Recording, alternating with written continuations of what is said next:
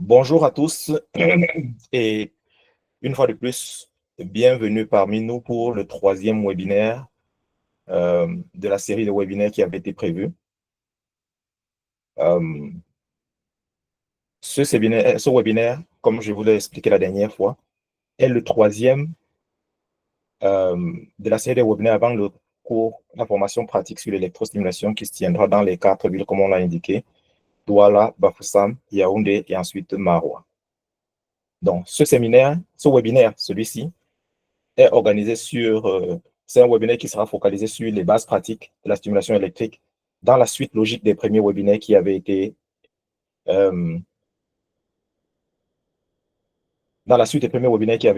effectués. Donc, dans le cadre de ce webinaire sera concentré principalement sur les pratiques essentielles pour paramétrer la stimulation électrique de manière sûre et efficace afin d'améliorer les résultats cliniques. Donc, ce sur quoi ce webinaire va se focaliser. Mais avant ça, je voudrais introduire Global Physio Training pour que vous sachiez qui est-ce qu'on est. Sur l'écran, vous avez vu, il y a quelqu'un avec moi comme co-host, le docteur Clint Serafino. Pour ceux qui ont fait le cours avec nous sur la thérapie manuelle, il était présent et c'est lui qui est le président de l'organisation Global Physio Training dont nous faisons partie. Donc, juste rapidement, avant qu'on commence ce webinaire, je vais faire une présentation rapide de qu'est-ce que c'est Global Physio Training, qui nous sommes, ce que nous faisons exactement. Donc, Global Physio Training est en réalité représenté par cette équipe. Dr. Clint Serafino, que vous pouvez voir à l'écran, donc comme le directeur, le président et le directeur général de notre organisation. Valérie Labou, moi, le secrétaire, et puis le Dr. Ned Henry, qui est le trésorier et le directeur à l'éducation de notre organisation. Donc, c'est quoi Global Physio Training? Exactement. Voici la vision de Global Physio Training. Donc, nous envisageons un monde dans lequel chaque prestataire de soins, c'est-à-dire vous, quel que soit son emplacement dans le monde, a accès à des ressources médicales abordables et de haute qualité, favorisant ainsi un système de santé équitable dans le monde entier. C'est ça notre vision. Notre mission, pourquoi est-ce que Global Physio Training a été créé? Global Physio Training a été créé en réalité dans le but de s'engager à combler le déficit de connaissances en matière d'enseignement médical en proposant des formations et des ressources de qualité supérieure et abordables aux professionnels de santé en Afrique, en Amérique latine et en réalité un peu partout dans le monde. Donc, grâce à des séminaires, des mentorats, des bourses et donc des programmes d'échange, GPT permet donc aux prestataires de dispenser des soins exceptionnels et d'adapter les échanges et de s'adapter aux changements significatifs au sein de leur communauté. Les domaines d'intervention de Global Physio Training. Les domaines d'intervention de Global Physio Training, de façon générale, c'est quoi? Les programmes des activités de Global Physio Training sont axés sur l'amélioration de l'éducation et la capacitation de multiples disciplines de santé, notamment les physiothérapeutes en particulier, les ergothérapeutes, les chiropracticiens, les athletic trainers, les médecins et les docteurs, les ostéopathes et puis les massothérapeutes. Voilà nos principales cibles en termes de centres d'intervention. Les concentrations géographiques. Où est-ce que Global Physio Training a son action? Aux États-Unis, en Afrique, en Amérique latine. Nous avons quelques représentations en Europe et en Asie également, qui sont en train de se développer. Mais au fur et à mesure, on vous en parlera. Quelle est la population cible de Global Physio Training? Global Physio Training s'adresse aux professionnels de santé en exercice, donc vous, aux étudiants en médecine. Quand on parle de médecine, on ne parle pas de médecine générale. On parle des étudiants dans le cadre de formation en santé. Des éducateurs et des formateurs, c'est-à-dire des enseignants et des formateurs. Donc, nous n'accompagnons pas que les professionnels de santé. S'il y a l'un d'entre vous qui est un formateur, Global Physio Training l'accompagnera également. Des communautés ayant besoin de services de santé améliorés. Ça veut dire quoi? Global Physio Training, non-profit, ONG, a également vocation à aller dans des communautés, c'est-à-dire des villages et ainsi de suite, et poser des actions. Donc, on peut lancer des campagnes, des institutions de formation du personnel de santé, c'est-à-dire des écoles, des universités. Global Physio Training a également pour but d'accompagner des écoles, des universités, des centres de formation. Global Physio Training également accompagne les sociétés savantes. Ça veut dire que si vous avez une organisation dans le domaine de la santé, par exemple, comme Askaki avec qui nous avons développé déjà un partenariat, Lapson Education, avec lequel nous avons pour développer un autre partenariat. Et donc, la dernière cible de Global Physio Training, c'est les organisations à but non lucratif. Ça veut dire quoi? Si vous avez une organisation à but non lucratif, c'est-à-dire une ONG ou une association, Global Physio Training également peut devenir un de vos partenaires et vous accompagner dans le cadre de vos actions, soit en vous donnant du matériel, soit en facilitant, en mettant à votre disposition des formateurs, soit en vous accompagnant dans vos campagnes de santé, soit en octroyant des bourses, en levant des fonds. Donc, voici les programmes et les activités de Global Physio Training au quotidien. Un peu comme ce que nous sommes en train de faire aujourd'hui, on a les séminaires, donc les séminaires en présentiel et en ligne, donc les séminaires comme celui qu'on est en train de faire, axés sur la pratique fondée sur les évidences ou les données probantes et les compétences cliniques avancées. Des programmes de bourse. Global Physio Training également, dans ses activités, facilite des opportunités de formation pour les prestataires de soins de santé, y compris des stages aux États-Unis, en Europe, pour les physiothérapeutes africains en particulier. Programme de mentorat, ça veut dire quoi dans le programme de mentorat? Global Physio Training, ayant un vaste répertoire de personnes qu'elle connaît dans le monde, c'est-à-dire un vaste répertoire de spécialistes, Global Physio Training a également pour but dans notre programme de mentorat de mettre en contact des cliniciens plus avancés avec ceux qui sont plus jeunes afin de favoriser les échanges entre les cliniciens expérimentés et les étudiants et les professionnels en début de carrière pour favoriser la croissance et le développement professionnel. L'autre chose que Global Physio Training fait, c'est les dons des ressources, c'est-à-dire la fourniture des livres, des équipements de réadaptation et d'autres outils essentiels pour soutenir la physiothérapie et les disciplines connexes. Donc, dans le cadre de ces actions, vous verrez dans la suite Global Physio Training où il y a la possibilité de faire des dons. La preuve, nous en avons fait des électrostimulateurs Maopox dans le premier séminaire sur la thérapie manuelle. Ceux qui connaissent quelle était la valeur de ces dons qu'on a fait. C'était un don pour accompagner les professionnels dans le cadre de nos activités. Les centres de formation locaux. Global Physio Training sur le long cours a également vocation à créer des centres de soins ou des centres de formation en Afrique, en Amérique latine, pour offrir des opportunités de formation de qualité et localisées, c'est-à-dire dans l'environnement des personnes qui en ont besoin. Donc, sur le long cours, nous comptons créer nous-mêmes notre propre centre avec tous les équipements qu'il faut pour que les jeunes qui se forment sur place puissent venir se frotter aux équipements les plus avancés, aux techniques les plus avancées, et les enseignants venant de chaque côté pourraient également avoir un centre d'application. Donc, voilà à peu près qui nous sommes, ce que nous faisons. Donc, retour à la formation. Je vais peut-être passer la parole au Dr. Clint Serafino avant que nous ne commencions pour s'il a quelque chose à dire. So, Clint, I was just presenting the organization as you saw. So, I'm giving you back the speech if you have anything to say before we start with the presentation, the last presentation. Well, good afternoon and good evening to you all. I'm excited to be here with all of you. Val and Charles have put in a ton of work to this webinar, and I'm excited to be a part of it today. Thank you so much for joining us, Labs and Education, Global Physio Training. We're really excited to present this material to you today. OK. Donc, je fais une traduction rapide pour ceux qui n'ont pas pu suivre. Le Dr. Clint Serafino, qui est le président de Global Physio Training, actuellement, vous remercie simplement et remercie Charles Nicoyo et moi en particulier pour les efforts mis pour cette série de webinaires. Il est particulièrement enchanté d'être parmi nous et j'espère qu'on va passer un bon moment ensemble et que c'est un bon début de collaboration. J'ai simplifié. OK. Je regarde. Est-ce que Charles nous a déjà rejoint? Apparemment, Charles est disponible. Pour l'instant, nous allons donc commencer sans lui. Alors, les bases pratiques de la stimulation électrique. Donc, ce webinaire en particulier, pardon, ce webinaire a pour objectif principal, là, je vais commencer par ce premier slide, qui présente les objectifs de cette session, donc de ce webinaire en particulier. Donc, apprendre à préparer correctement le patient, parce que je ne reviens pas sur les deux webinaires précédents.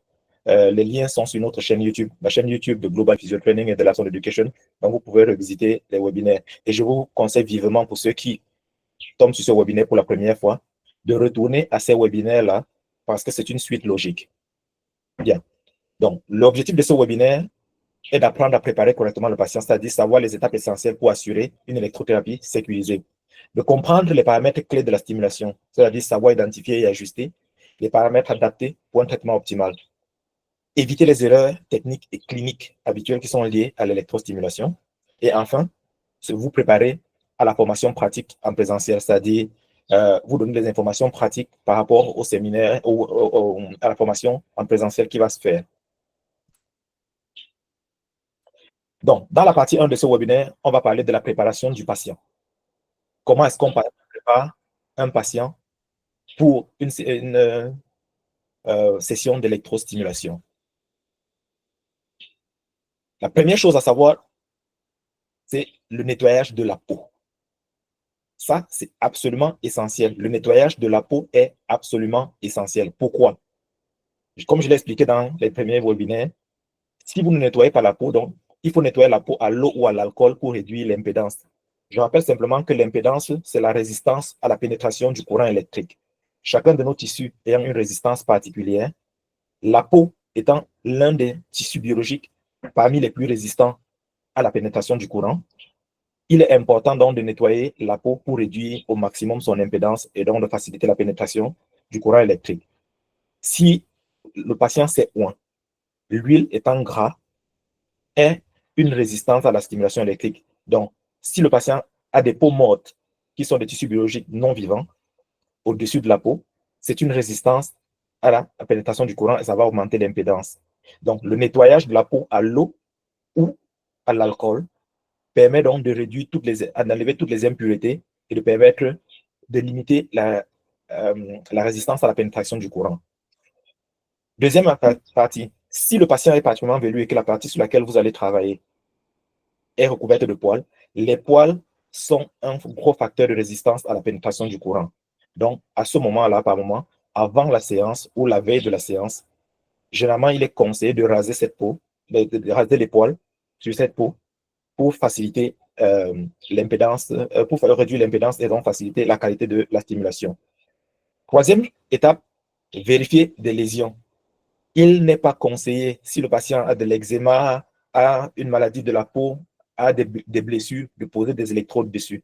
Donc, les électrodes se posent essentiellement sur une peau saine ou sur des zones de la peau qui sont saines. La troisième partie, une fois que vous avez nettoyé, vous avez lavé la peau, l'avez nettoyée, vous avez vérifié, il faut la sécher. Généralement, le nettoyage à l'eau laisse de l'humidité. On sèche la peau, il ne faut pas laisser de l'eau sur la peau. En séchant la peau, elle reste humide, donc la qualité de la conduction reste bonne. Donc, ne pas mettre des électrodes sur une peau mouillée, ça c'est particulièrement important. Donc, voilà les 4 principales étapes de la préparation d'un patient à l'électrostimulation. Le nettoyage de la peau, le rasage de la peau, l'inspection des lésions et le séchage soigneux de la peau. Ensuite, on va aller au placement des électrodes.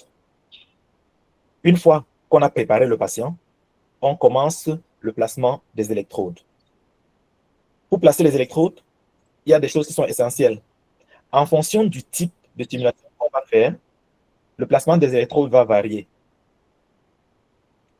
Dans le cadre d'une stimulation motrice, on va se focaliser sur les points moteurs.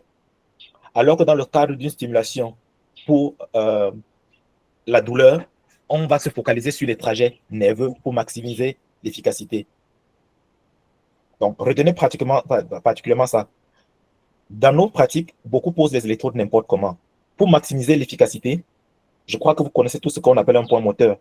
Un point moteur, c'est la zone de jonction neuromusculaire, c'est-à-dire la zone où le nerf quittant de la zone spinale, le nerf périphérique se lie au muscle pour produire la contraction volontaire.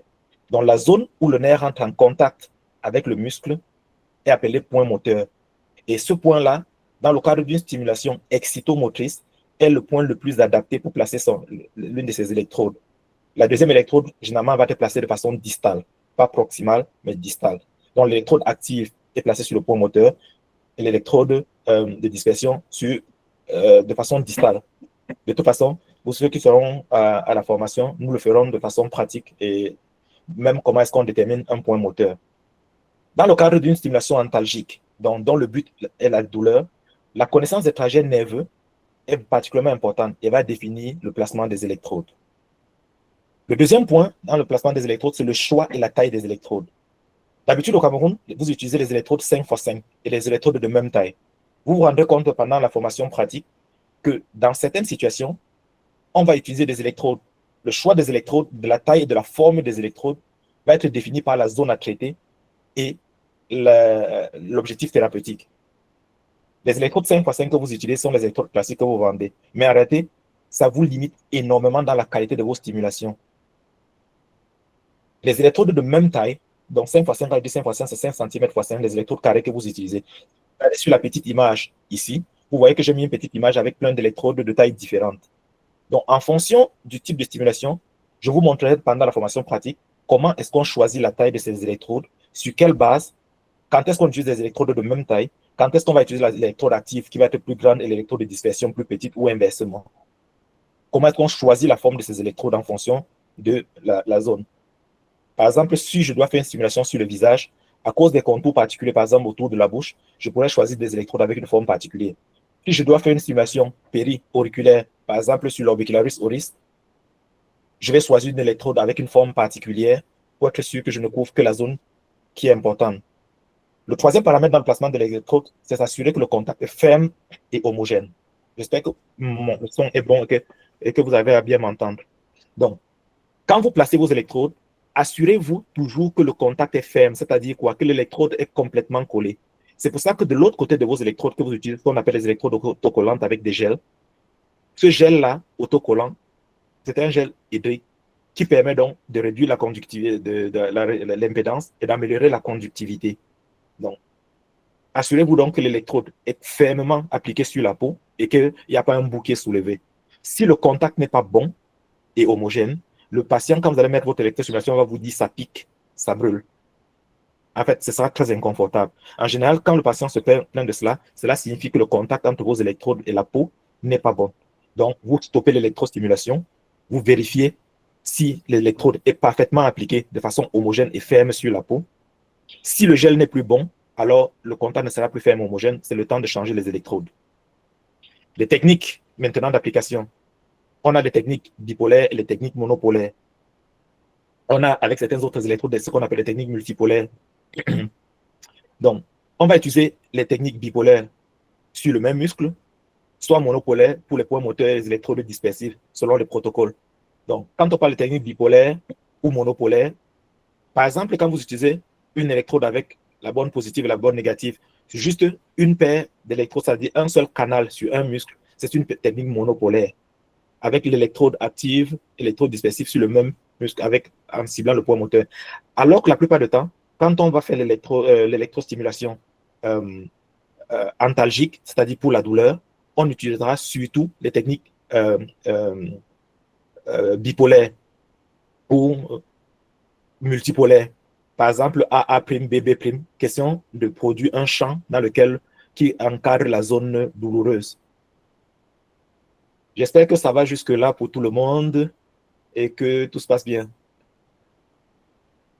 Réagissez dans les commentaires ou avec des emojis, juste pour que je m'assure que tout est OK jusque-là. OK, très bien. Très bien, merci. Donc, nous allons continuer avec l'étape suivante. La deuxième partie, là, nous venons de terminer tout à l'heure avec la première partie qui était la préparation de placement des électrodes. Dans la deuxième partie, on va comprendre comment les paramètres de stimulation, donc comprendre les paramètres de stimulation. Ça, c'est particulièrement important.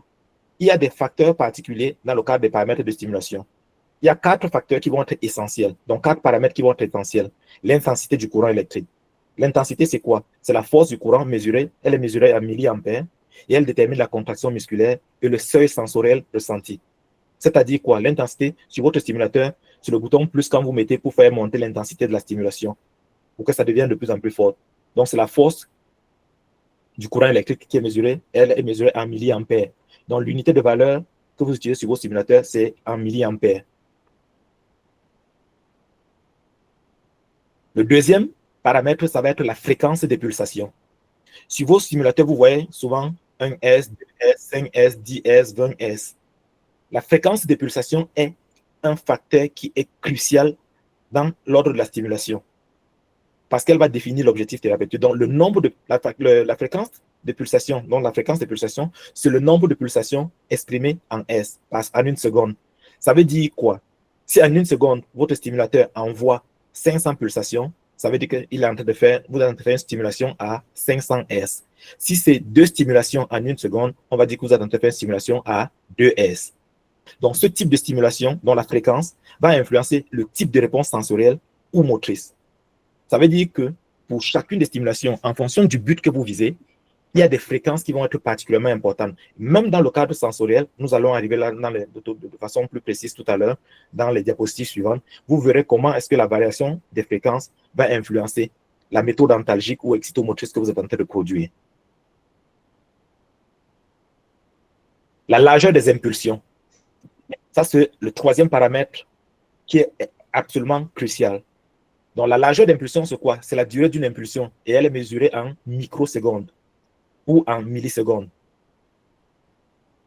Cette largeur d'impulsion affecte le type de fibre musculaire recrutée. C'est-à-dire quoi? Ça, je vais insister encore là-dessus. La largeur d'impulsion, de façon pratique, représente le temps que met chaque impulsion. C'est-à-dire, par exemple, quand vous voyez vos stimulateurs, si vous mettez à 2S et que vous mettez, je ne sais pas, 20 millisecondes ou 30 millisecondes, ce qui se produit, c'est que c'est le temps que la stimulation reste active avant de se couper. Donc, plus elle est petite, ça va permettre de cibler un certain type de fibre musculaire. Plus elle est longue, un certain type de fibre musculaire. La fréquence également va cibler un certain type de récepteur sensoriel en particulier. Donc, la largeur d'impulsion, en particulier, pour ce qui est de la largeur d'impulsion, on a parlé de type de fibres musculaires. Je reviens là-dessus. Vous savez, on a des types fast fasciques, les types A et type B, les fast et les fibres résistantes. Donc, en fonction de la largeur d'impulsion, les fibres résistantes, plus la largeur d'impulsion sera longue, plus vous allez recruter les fibres résistantes qui ne sont pas recrutées immédiatement si vous utilisez des largeurs d'impulsion qui sont très courtes. Donc, de façon pratique, si je suis en train de produire une stimulation sur des muscles antigravitaires, comme les muscles érecteurs de la colonne vertébrale, ils sont principalement constitués de fibres de type 2 qui sont des fibres résistantes. Donc, je dois utiliser des longueurs d'impulsion plus longues. Si je travaille sur le biceps, qui est un muscle qui produit de la force et qui n'est pas un muscle particulièrement résistant, donc des muscles les plus puissants, ils vont être principalement constitués de fibres de type 1. Donc, les longueurs d'impulsion doivent être petites pour recruter la majorité des types de fibres. Voilà comment est-ce que la longueur d'impulsion va intervenir dans le cadre de la stimulation. Le quatrième paramètre, la durée du traitement. Beaucoup d'entre nous font cette erreur-là. C'est le temps total de la stimulation en minutes. Important pour le dosage et la gestion de la fatigue musculaire. J'explique pourquoi le temps de stimulation. Vous allez voir sur vos stimulateurs, la stimulation excitomotrice en réalité n'est pas une stimulation qui est supposée être longue. 15 à 20 minutes, c'est largement suffisant pour le renforcement musculaire. Au-delà de ce temps-là, vous risquez de créer de la fatigue musculaire. Alors que les stimulations antalgiques, elles peuvent être beaucoup plus longues. Ne ciblant pas les fibres musculaires, leur efficacité va être beaucoup plus importante à cause des mécanismes, donc la théorie du portillon ou la libération endorphinique. Donc, les stimulations antalgiques vont être longues. Chaque fois que vous allez faire du renforcement moteur, donc excitomoteur, évitez de longues stimulations. 10, 15 minutes, 20 minutes maximum, c'est largement suffisant. Donc, le temps de traitement est particulièrement important en fonction de l'objectif que vous visez pendant votre séance de stimulation. Maintenant, on va aux paramètres essentiels. Ce tableau représente à peu près ce que je viens de vous expliquer. Donc, dans ce tableau, c'est un tableau récapitulatif. On a les paramètres, donc les 4 paramètres que je vous ai cités. L'intensité, la fréquence, la largeur d'impulsion et le temps. Donc, l'intensité, comme vous voyez dans la définition, c'est la force du courant. L'impact, contraction et seuil sensoriel. La fréquence, pulsation par seconde, définition. L'impact, le type de réponse sensorielle et motrice. La largeur d'impulsion, la durée de chaque impulsion, en millisecondes ou en microsecondes, définie l'impact agit sur le type de fibre qui va être recruté et le temps total, qui est le temps de la durée de la stimulation, effet sur le dosage et la fatigue musculaire. Les fréquences cliniques, ça sont des plages cliniques recommandées en général. Donc, vous avez les différents objectifs. J'ai ici, dans le cadre de cette simulation, les 3 principaux objectifs de simulation qui sont généralement utilisés. Le soulagement de la douleur, la stimulation musculaire, la circulation l'amélioration de la circulation sanguine et la réduction des œdèmes. Donc, les paramètres cliniques généralement recommandés vont être, donc les fréquences vont être généralement pour le soulagement de la douleur entre 2 et 100 Hz. Les largeurs d'impulsion entre 50 et 250 millisecondes et l'intensité doit être le seuil sensoriel. Le seuil sensoriel est fort. Ça veut dire quoi? Vous montez l'intensité jusqu'à ce que le patient a un niveau confortable pour le patient. Dans le cadre de l'électrostimulation musculaire, les fréquences recommandées pour produire une électrostimulation musculaire vont être entre 35 et 80 Hz, la fréquence. La largeur d'impulsion, elle va être entre 200 et 400 millisecondes. Et l'intensité, jusqu'à ce qu'il y ait une contraction qui soit visible. Dans le cadre de l'amélioration de la circulation sanguine ou de la réduction d'un œdème, les fréquences qui vont être généralement utilisées, c'est une fréquence entre 1 et 10 Hz. Pour une longueur d'impulsion entre 250 et 300 millisecondes. Et donc, l'intensité de la contraction ne doit pas être très forte. Vous devez juste voir de petites secousses musculaires. Elles n'ont pas besoin d'être aussi fortes que par exemple dans le cadre de stimulation excitomotrice. J'espère que jusque-là, ça va. Je parle trop vite, tout est bon jusque-là pour tout le monde. OK, tout est bon jusque-là. Dans le cadre de la 3e partie, pour les questions, on va revenir aux questions à la fin. Je vais ouvrir les questions à la fin. Notez vos questions si vous en avez, et puis on va les discuter à la fin. OK. Dans la 3e partie, adapter les réglages aux objectifs cliniques. Ça, c'est particulièrement important. On va prendre pour chacune des parties. L'objectif clinique ici, c'est par exemple, quels sont les paramètres clés pour soulager la douleur. Le réglage de la stimulation électrique pour bloquer efficacement les signaux douloureux selon soit la théorie du portillon, soit la libération endorphinique. Donc, vous verrez bien, dans le cadre de la gestion de la douleur, avec un électrostimulateur, généralement, deux théories qui sont utilisées, 2 mécanismes en réalité. Il y en a un 3e que je n'évoque pas ici. Les deux mécanismes les plus utilisés, c'est le Gate Control Theory pour la libération endorphinique, donc la libération d'endorphine. Cela veut dire quoi? Qu'en utilisant votre stimulateur, vous pouvez décider, juste en jouant sur les fréquences et sur les paramètres que je vous ai donnés, si c'est la théorie du portillon, dans le Gate Control Theory, que vous voulez utiliser pour gérer la douleur de votre patient, ou si c'est une libération d'endorphine que vous voulez privilégier. Et ça va se faire de quelle façon? Pour utiliser les fréquences basses, entre 1 et 10 Hz, ou hautes, entre 80 et 100 Hz, pour les besoins de soulagement. Donc, en fonction de la fréquence que vous utilisez, vous choisissez l'une ou l'autre des méthodes, libération endorphinique ou Gate Control Theory. Il faut savoir que dans le cadre du soulagement de la douleur, certains patients vont être plus sensibles à un mécanisme qu'à un autre. Donc, généralement, jusqu'à ce que vous sachiez, est-ce que le patient est plus sensible à la libération d'endorphine ou au blocage endorphinique, vous allez tester les 2 fréquences avec votre patient, jusqu'à voir celle qui est la plus confortable pour lui, le mécanisme auquel il est le plus sensible pour gérer sa douleur, et c'est celui-là que vous utiliserez avec lui. Le deuxième paramètre clé dans le cadre de la gestion de la douleur, c'est la longueur d'impulsion. Entre 100 et 200, comme j'ai dit, les impulsions électriques de largeur optimale pour effectuer efficacement une stimulation doivent être entre 100 et 200 millisecondes. L'intensité sensorielle forte mais confortable. Ça veut dire quoi?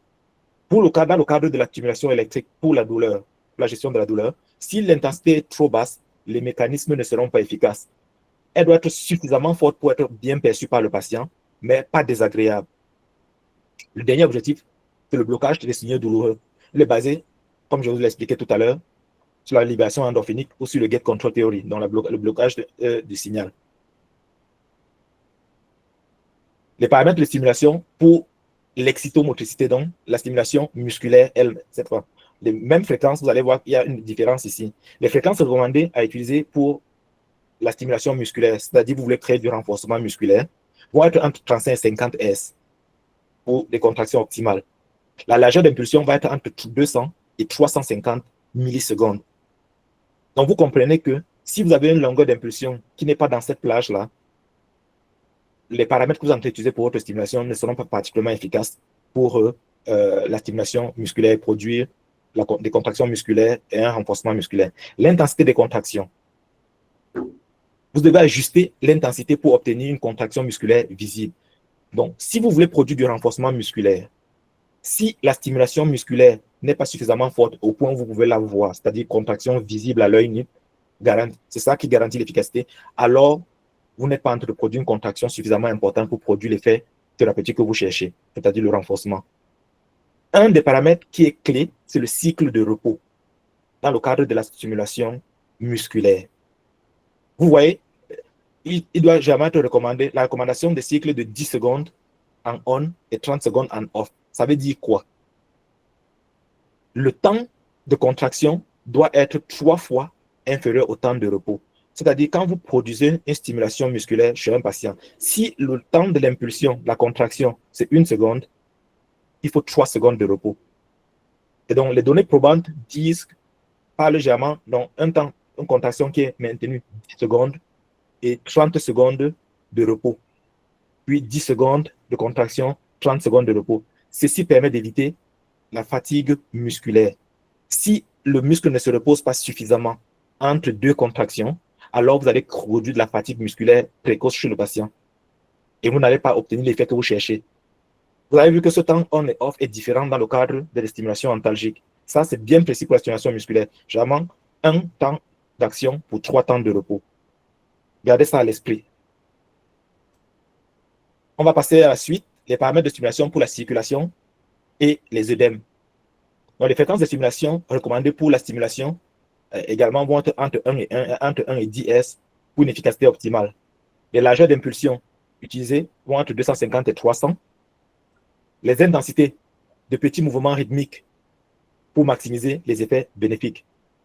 Et la durée du traitement, qui est particulièrement importante, la durée d'une séance de stimulation devrait être comprise entre 20 et 30 minutes. Au-delà de ce temps-là, vous n'avez pas le temps, vous n'avez pas les effets thérapeutiques, le temps nécessaire pour produire les effets d'amélioration suffisante de la circulation sanguine ou du drainage lymphatique qui va se produire.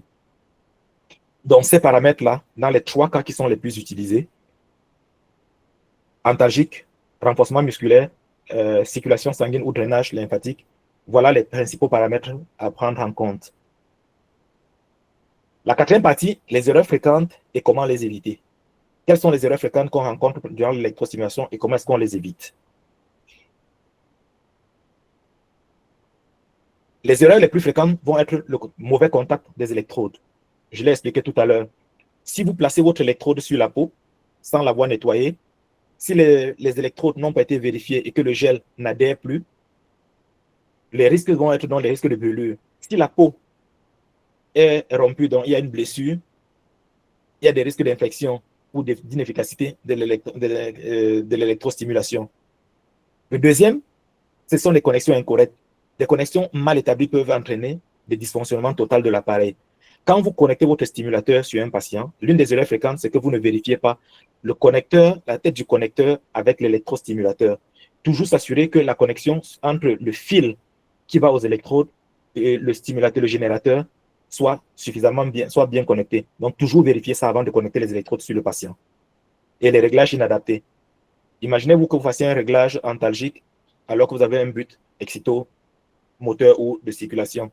Si les paramètres ne sont pas dans les bonnes fréquences, le bon temps de stimulation, ça, ce sont des erreurs techniques également qui se produisent. Donc, voilà les 3 principales erreurs qui sont généralement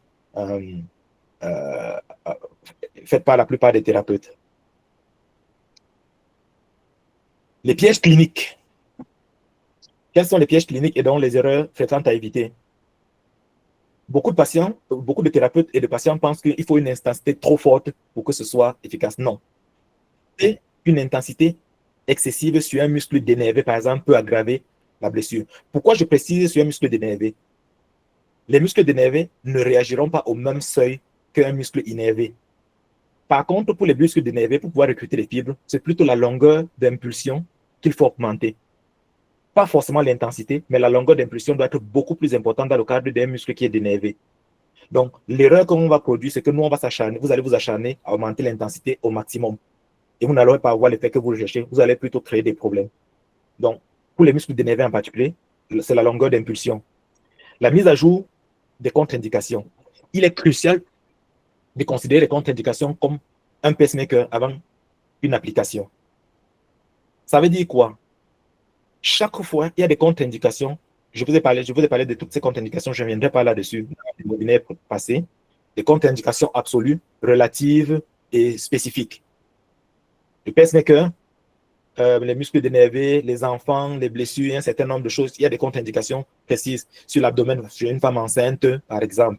Dans le cadre d'une zone où un cancer a été détecté, c'est une contre-indication. Je vous ai expliqué pourquoi dans les webinaires passés. La surveillance cutanée. Il est crucial de vérifier que l'intégrité de la peau est bonne avant et après la séance. Je précise avant et après la séance. Parce que certains types de stimulation, comme dans le cadre des stimulations iontophoreses, vont créer une forme d'acidité en dessous de l'électrode active et peut créer une brûlure sur la peau. Donc, si vous ne vérifiez pas l'intégrité de la peau avant, vous courez le risque de poser une peau qui est déjà abîmée. Si vous ne suivez pas l'intégrité de la peau après avoir fait votre stimulation, si vous avez endommagé la peau du patient, vous ne vous en rendrez pas compte. Donc, il est important de s'en rendre compte avant et après immédiatement pour pouvoir intervenir immédiatement s'il y a eu un problème ou corriger le problème à la prochaine stimulation. Troisième, les protocoles non adaptés. Évitez les protocoles génériques qui ne tiennent pas compte des besoins individuels du patient. La plupart des stimulateurs que vous avez, comme je vous explique la dernière fois, sont les stimulateurs qui sont conçus pour les patients, avec des programmes préétablis. C'est ce qu'on appelle des programmes génériques. En tant que spécialiste, chaque patient et chaque stimulation est unique. En fonction des spécificités de votre patient, de l'objectif que vous allez viser, vous devez pouvoir modifier ces paramètres-là. C'est pour ça que je vous expliquais dernièrement que les stimulateurs que vous utilisez ne sont pas adaptés pour les cliniciens que vous êtes. Chaque séance de stimulation doit avoir des paramètres spécifiques. Je peux faire de l'extomotricité avec un patient aujourd'hui avec une fréquence particulière. Quand je le réévalue après la prochaine séance, je peux modifier ces paramètres-là. Donc, c'est pour ça que c'est bon pour un clinicien, pour les cliniciens que vous êtes, d'avoir des stimulateurs qui sont adaptés. Et à chaque séance, vous devez faire varier les paramètres pour pouvoir vous assurer que vous les adaptez aux besoins du patient. Donc, en résumé, nous arrivons à la fin de notre webinaire. En résumé, le positionnement des électrodes et le réglage. La pratique du positionnement des électrodes et des réglages en temps réel pour maximiser l'efficacité. La stimulation clinique, les stimulations sur cas clinique correct pour une approche pratique et réaliste. La localisation musculaire, la cartographie des points moteurs pour une meilleure compréhension des zones ciblées et la sécurité des bonnes pratiques. La formation sur la sécurité, calibration et les bonnes pratiques lors d'une utilisation, dans l'utilisation de l'appareil. Ça, c'est le gros de ce qu'on va faire. C'est une gros de la partie pratique que nous allons faire pendant le webinaire, pendant le séminaire de 2 jours que nous allons faire. Donc, nous arrivons donc à l'ouverture. Nous avons terminé notre webinaire pour aujourd'hui. Mais ne partez pas encore. Il y a un certain nombre de choses que je vais couvrir. Donc, on va ouvrir tout à l'heure les discussions pour voir s'il y a des questions particulières pour le partage et la réflexion. La clarification avant la formation. Vous avez posé vos questions pour éclaircir les points importants avant la formation.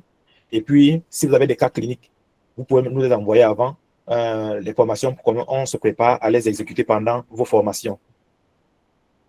À titre de rappel, la première formation, malheureusement, je n'ai pas eu le temps dans ce webinaire de tout établir et de vous rappeler les dates, mais je crois que chacun d'entre vous a vu ces webinaires. Une partie, nous allons commencer par Douala, je crois que c'est du 5 au 6 juillet. Bafoussam, je vais en parler tout à l'heure. Pour Douala, sur la fiche, vous voyez que également, en bonus, il y a un intervenant supplémentaire, le docteur Nelson Sonela, qui sera présent. Lui, il est immunologue actuellement. Il travaille, il est un postdoc à New York. Il va nous entretenir durant cette formation pratique sur le mécanisme inflammatoire. Parce que, j'insiste particulièrement là-dessus, vous avez tendance à combattre l'inflammation. L'inflammation ne doit pas être combattue ou annulée. L'inflammation est le début du processus de guérison. L'inflammation doit être contrôlée, pas combattue. Si vous annulez complètement une inflammation, et si vous ne comprenez pas quels sont les mécanismes inflammatoires et que vous agissez mal dessus et que vous annulez l'inflammation, alors vous êtes en train de retarder le temps de guérison. Donc, le docteur Nelson va nous présenter durant la formation pratique de 2 jours en détail toute la physiologie de l'inflammation et tous les mécanismes inflammatoires. Comment est-ce que le système immunitaire agit, les médiateurs de l'inflammation et tout ce qui va avec. Donc ça, ce sera ce qu'on aura en bonus à part tout ce qui est présentation sur l'électrostimulation en elle-même. Malheureusement, comme je vous disais, je n'ai pas pu mettre les autres images vu le temps court. Donc on a Bafoussam qui va se faire ensuite. Je crois que Bafoussam, c'est du 12 au 13. Ensuite, on aura Yaoundé, je crois du 19 au 20. Et puis, on aura Maroua, qui sera du 25 au 26. Le lien pour les inscriptions est déjà disponible. Le lien pour les inscriptions est déjà disponible. Je vais le repartager dans les groupes tout à l'heure. Vous pouvez vous inscrire. Quand vous vous inscrivez, vous recevez un mail automatiquement qui précise l'endroit où vous êtes inscrit, la ville et autres, et puis les options de paiement. Certains arrangements ont été faits avec certaines sociétés savantes pour certaines villes, et donc les membres de ces sociétés-là vont bénéficier de certaines facilités. Pareil avec certaines institutions, comme l'ISTAS qui a également établi un partenariat avec Global Physio Training. Donc, ISTAS communiquera à Yaoundé pour ses membres et quelles sont les facilités qu'il a pu obtenir. Ce n'est pas ma responsabilité de le faire ici. Et ainsi de suite. Avant que nous arrivions, par exemple, dans les autres villes, s'il y a des particularités, vous pouvez nous contacter. Avant, si vous avez des questions, vous avez de quoi nous contacter. Vous contactez à l'adresse contact@globalphysiotraining.org. Vous pouvez nous contacter là-bas. Ou sur les flyers qui existent, il y a des contacts, il y a des points focaux pour chaque ville. Vous avez le point focal de Douala, de Yaoundé, de Maroua et de Bafoussam. Vous pouvez également les contacter directement ou me contacter si vous avez la moindre question. Ceci étant, ça c'est la fin de notre webinaire.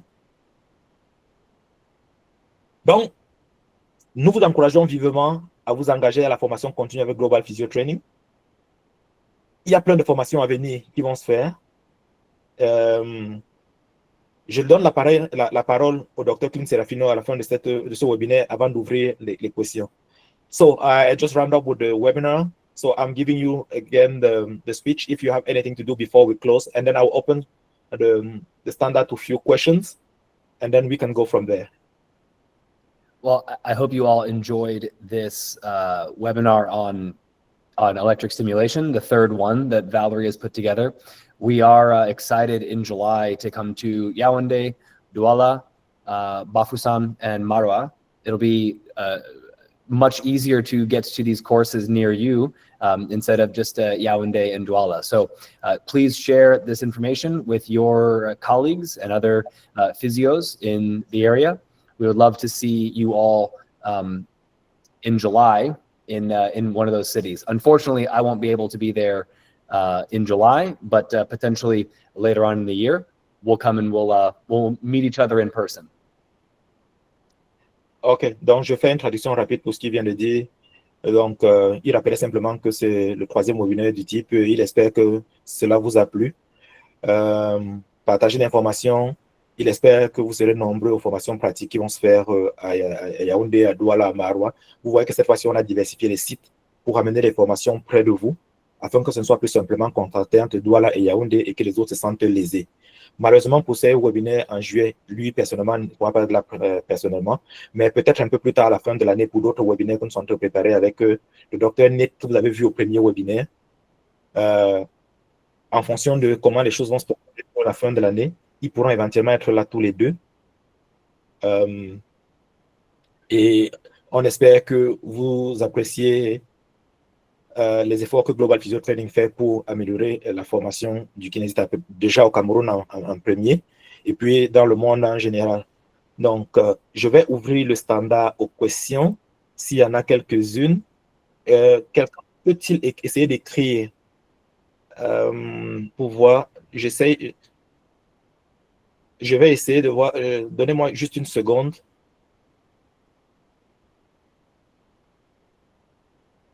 Je vais essayer oh, d'ouvrir. Est-ce que vous avez des questions? Quelqu'un essaie d'écrire pour voir si une des questions peut passer. Si ça ne passe pas, vous me donnez juste une seconde pour ouvrir les questions dans le questionnaire. OK, je vois qu'il y a une main. OK, donc oui, c'est Chanceline, je pense. Oui, Chanceline, vous pouvez écrire votre question. Si ça ne passe pas, donnez-moi juste une seconde. J'essaie d'ouvrir le standard aux questions. OK, je crois que les questions sont ouvertes. Essayez d'écrire ici. Essayez d'écrire ici. Ou vous levez la main, j'essaie de vous faire venir à l'écran pour que vous puissiez poser votre question. Simplement. OK. Pouvez-vous écrire? Est-ce que vous arrivez à voir ce que j'ai écrit dans le, dans le chat? Est-ce que vous arrivez à le voir? Est-ce que vous arrivez à écrire dans le chat? OK. Donc, vous voyez ce que j'ai écrit. Est-ce que vous arrivez à écrire? Si quelqu'un a une question, que la personne lève la main, je peux la faire venir à l'écran. Et puis, comme ça, donc, vous n'arrivez pas à écrire. Donc, levez simplement la main. Je fais venir la personne à l'écran pour pouvoir poser sa question. Personne, pas de questions. J'ai cru tout à l'heure qu'il y avait des questions qui étaient ouvertes.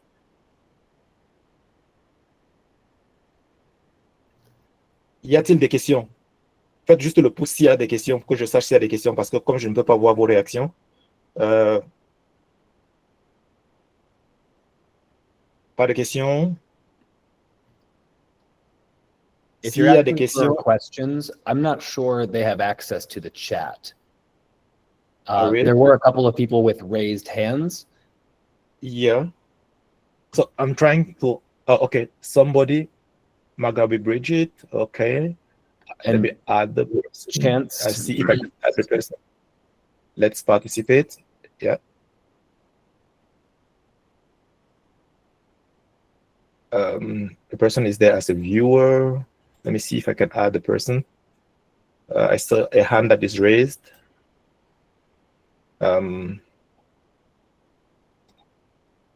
Juste une seconde, j'essaie d'ajouter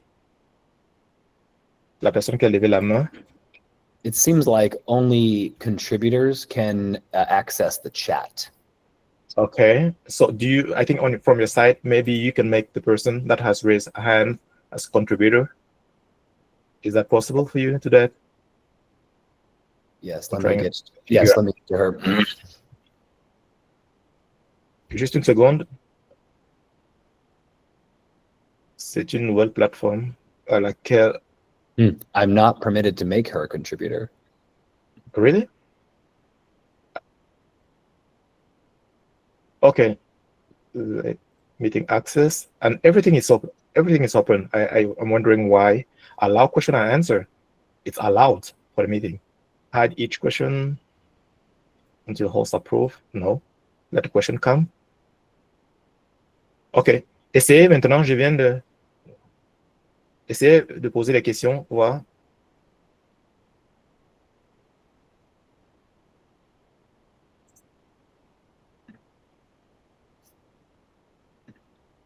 Toujours pas possible. It looks like I can no, I cannot unmute people either.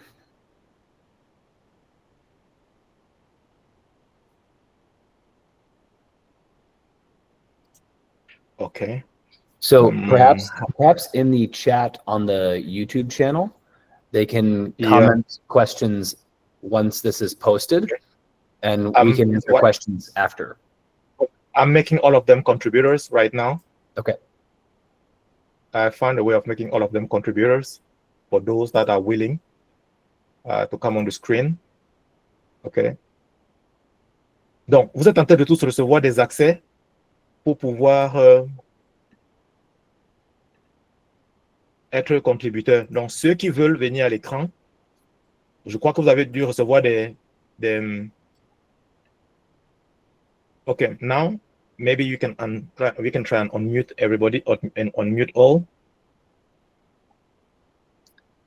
I just don't have the way to do that. Yeah, I just saw the way of doing it. So I added everything. Boris, est-ce que tu peux essayer de dire quelque chose, s'il te plaît? Ouvrir ta caméra et dire quelque chose.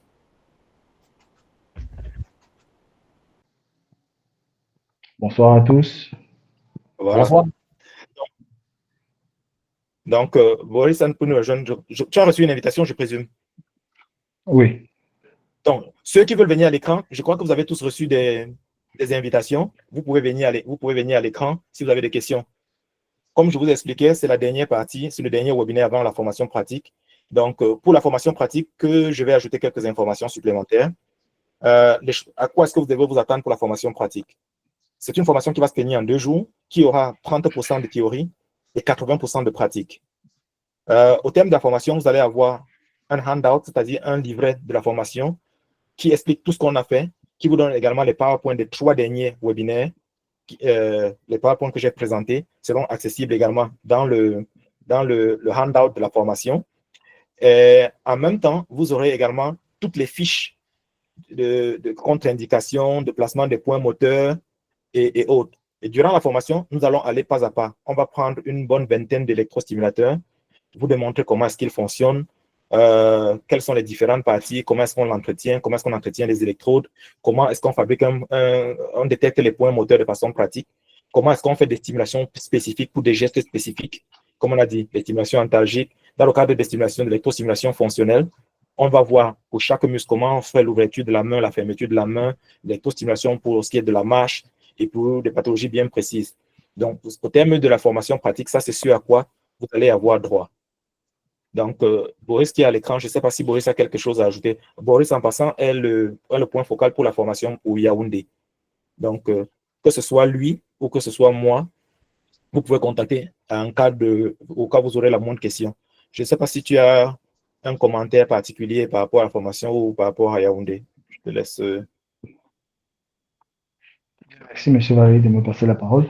Concernant Yaoundé, comme il a été mentionné sur le flyer, le lieu est déjà apprêté et nous allons mettre toutes les dispositions pour que ça se passe bien comme ce sera dans les autres villes.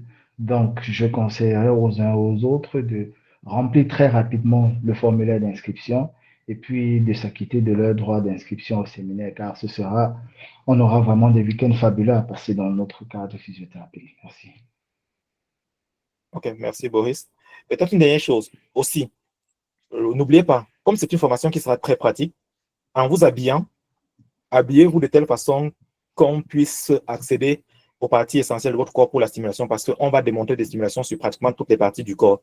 Donc, gardez à l'esprit qu'on va se dévêtir et donc choisissez les vêtements en tenant ça en considération.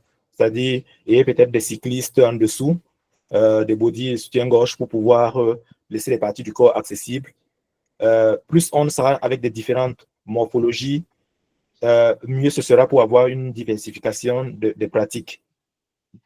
Donc, s'il n'y a pas plus de questions, nous allons clore le webinaire ici. Et si vous avez d'autres questions, n'oubliez pas, sur la chaîne YouTube, vous avez toujours la possibilité dans les commentaires de poser des questions et nous allons y répondre. Une fois de plus, merci pour votre attention. Merci de nous avoir suivis pendant ces 3 webinaires. Merci de la confiance que vous faites à Global Physio Training et à tous ses partenaires. Et à vous revoir très bientôt pendant la formation pratique qui, je vous promets, vous réservera énormément de bonnes surprises. Elle n'est vraiment pas à rater. Faites-nous l'honneur d'être présents pendant cette formation-là. Merci encore et à bientôt à tous. Okay, that was just my closing remark. In case we are closing here and then we can talk later on. Ok, merci à tous. Merci. Et à bientôt. Ciao. Bye. Ciao.